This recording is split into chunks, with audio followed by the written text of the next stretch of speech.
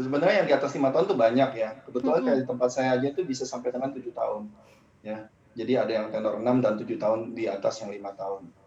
Mhm. Itu, saya rasa, kalau sampai dengan 7 tahun di Indonesia paling lama ya tenor Mhm. untuk kredit mobil ya, hingga saat Tapi ini. idealnya Seperti itu. kalau Pak Alex sendiri, menyarankan sebaiknya gitu ya dengan gaji pas-pasan tadi itu bisa berapa tahun, Pak? Supaya nggak memberatkan. Kalau yang tadi saya sebutkan itu, 7 tahun ya, kalau misalnya mau angsuran di bawah 2 juta ya, itu 7 tahun. Oke. Oke, berarti Dengan DP bisa 30% tadi. iya, dengan catatan tadi. Nah, kemudian ada pertanyaan lagi tadi dari @astri_dewayani. Tadi kita sudah bahas untuk cicilan saja bisa 30% atau sepertiga dari pendapatan. Nah, tapi kalau untuk persentase pengeluaran untuk keperluan mobil secara keseluruhan gitu, Pak Alex, bukan cuma cicilan aja, tapi biaya-biaya yang lainnya itu minimal atau mungkin idealnya berapa sih untuk persentase dari total pendapatan kita setiap bulannya, Pak Alex? Saya rasa tergantung pemakaian sebenarnya ya, karena kan untuk Hmm. pengeluaran untuk mobil itu juga ada pengaruh daripada, penggunaan bahan bakar ya.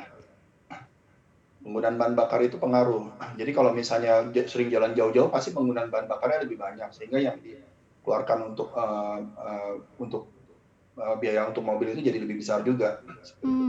Mhm. Tapi mungkin nggak Ya. kalau bisa gitu ya, nggak jauh-jauh dari 30% tadi ya, hanya nambah dikit aja, mungkin 30 sampai empat puluh Ya. persen gitu ya, Pak Alex? Ya masih oke lah seperti itu ya. Tergantung Mhm. gajinya juga ya, kalau Iya. gajinya masih di atas itu, ya bisa spending-nya lebih besar ya, seperti itu. Oke, iya, karena tadi kita bahasnya gaji pas-pasan kira-kira 5 juta ke atas mungkin bisa 30 sampai 40% tadi kata Pak Alex. 30%-nya untuk cicilan. Nah, yang pertanyaan ketiga nih juga menarik, Pak Alex dari @tri_apri, lebih ringan ongkos yang mana nih? Beli mobil baru atau bekas untuk mobil pertama, Pak Alex? Bisa dijelaskan perbedaannya seperti apa sih? Sesignifikan apa sih kalau kita mau beli mobil baru dan mobil bekas? Yang pasti kalau beli bisa aja kita dapatkan mobil dengan, dengan budget yang lebih kurang sama dengan mobil baru, tapi misalnya cc-nya lebih besar, ya. Hmm. Tapi kan ada konsekuensinya, kalau kita beli mobil, bekas dengan cc yang lebih besar dibandingkan dengan LCGC yang cc rendah itu, tentu pemakaian bahan bakarnya jadi lebih lebih boros, itu satu. Kemudian mobil bekas itu kan pasti perawatannya perlu lebih banyak ya, daripada mobil baru.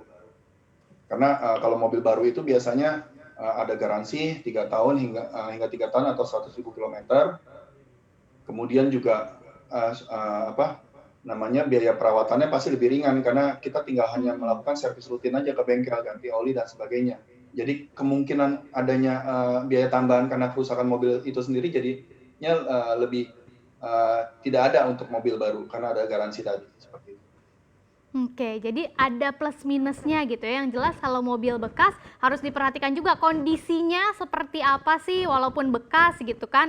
Karena semakin lama usia mobilnya juga pasti biaya perawatannya nanti akan berbeda Lebih juga. mahal. Nah, Pak Alex kita lanjutkan tadi masih terkait dengan bunga tadi ya. Kalau untuk suku bunganya sendiri sebetulnya berapa sih idealnya gitu Pak yang terbaik dan yang paling pas untuk gaji yang pas-pasan ini? Sebenarnya sekarang ini kalau, kita mau beli, mobil melalui kredit, ini momen yang sangat baik ya. Karena Oke. pada saat ini dalam sejarah Indonesia, saya rasa kondisi bunga kredit mobil paling rendah pada saat mulai bulan November ini ya. Sebagai contoh, seperti kami di Maybank Finance itu 1 tahun kami hanya kenakan bunga 2,88%. Itu sangat rendah sekali, dan dua saya koma rasa ini delapan rekor delapan baru persen ya. untuk bunga ya.